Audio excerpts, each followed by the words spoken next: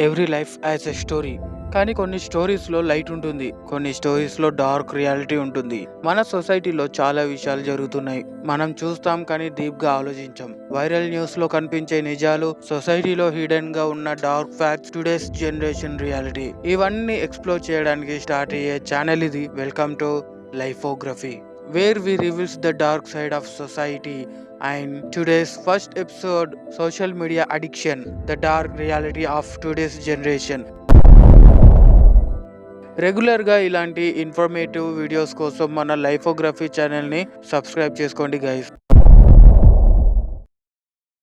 ఈ కాలం జనరేషన్లో ఒక సైలెంట్ ప్రాబ్లం అయితే పెరిగిపోతూ ఉంది. అది డ్రగ్స్ కాదు, ఆల్కహాల్ కాదు, అది సోషల్ మీడియా అడిక్షన్. మనం ఎంటర్టైన్మెంట్ కోసం స్టార్ట్ చేసిన యాప్స్ స్లోగా మన డైలీ లైఫ్ ని కంట్రోల్ చేస్తున్నాయి. మార్నింగ్ లేచాక ఫస్ట్ ఫోన్ చెక్ చేస్తాం, నైట్ పడుకునే ముందు లాస్ట్ గా ఫోన్ చూడటం, ఇది ఆల్మోస్ట్ అందరికి రొటీన్ అయిపోయింది. క్వశ్చన్ ఏంటంటే, మనం సోషల్ మీడియా యూజ్ చేస్తున్నామా లేదా సోషల్ మీడియానే మనల్ని యూజ్ చేస్తుందా?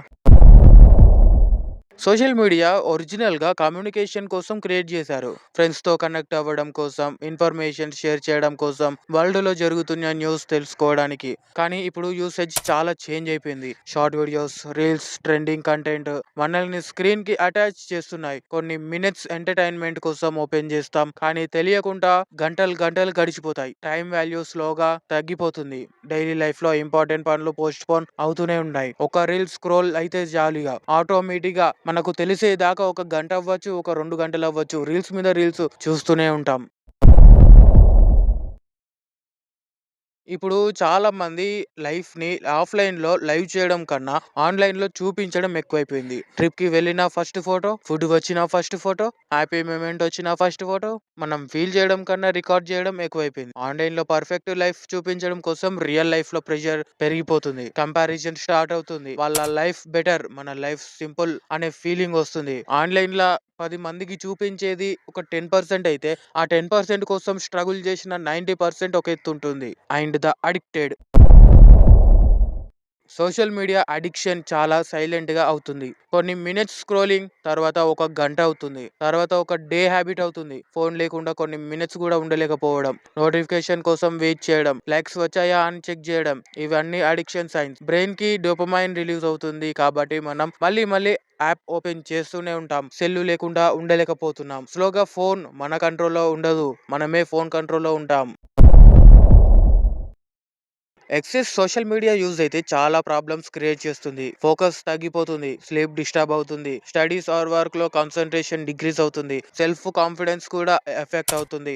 కంపారిజన్స్ వల్ల స్ట్రెస్ పెరిగిపోతుంది, యానిక్సిటీ, లోన్లీనెస్ ఫీలింగ్ కూడా ఇంక్రీజ్ అవుతుంది.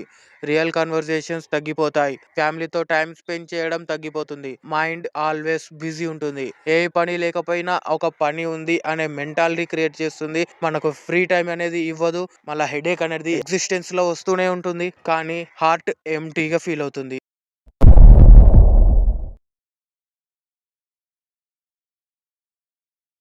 ఇప్పుడు సోషల్ మీడియాలో ఉన్న అసలైన డార్క్ సైడ్ ని చూద్దాం. సోషల్ మీడియాలో చాలా కంటెంట్ పాజిటివ్ ఉంటుంది, కానీ డార్క్ సైడ్ కూడా ఉంటుంది. ఫేక్ లైఫ్ స్టైల్స్ ఉంటాయి, అన్రియల్ బ్యూటీ స్టాండర్డ్స్ కూడా ఉంటారు. Hate comments, trolling, cyber bullyings, ఇవి ఘోరంగా ఉంటాయి. ఇంకా ఫేక్ న్యూస్ స్ప్రెడ్, నిమిషానికి 100 ఫేక్ న్యూస్ స్ప్రెడ్లు అవుతున్నాయి. ప్రైవసీ ప్రాబ్లమ్స్, ఇవన్నీ చాలా మంది లైఫ్ ని ఎఫెక్ట్ చేస్తున్నాయి. కొన్ని కేసెస్ లో డిప్రెషన్ కూడా ఇంక్రీజ్ అవుతుంది. ఎంటర్టైన్మెంట్ ప్లాట్ఫామ్ స్లోగా మెంటల్ ప్రెషర్ సోర్స్ గా మారిపోతుంది.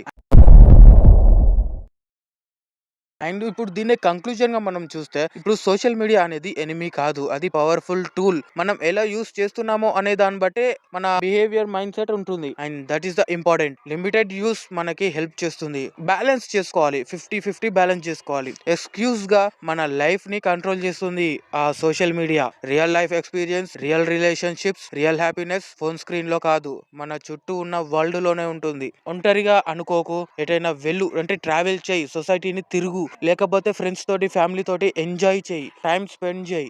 ఇలా చేస్తే వాళ్ళ ఒక ఫీలింగ్స్ అనేది అర్థమవుతుంది. మనం మాట్లాడిన మనకొక మెంటల్ టెన్షన్ అనేది పోతుంది. లోన్లీనెస్ లేకుండా మనకంటూ ఒకరున్నారు అని మన మెదడు మన యాక్టివ్ లోకి వస్తుంది. సోషల్ మీడియా అవసరమే. మనకు న్యూస్ వరకు, ఇన్ఫర్మేషన్ వరకే. ఎంటర్‌టైన్‌మెంట్ కి 10% యూజ్ చేయి. అటు ఇటుగా 50% మాత్రమే సోషల్ మీడియా యూజ్ చేయి. 50% నీ లైఫ్ ని బ్యాలెన్స్ చేసుకో. And this is the dark side of the social media addiction.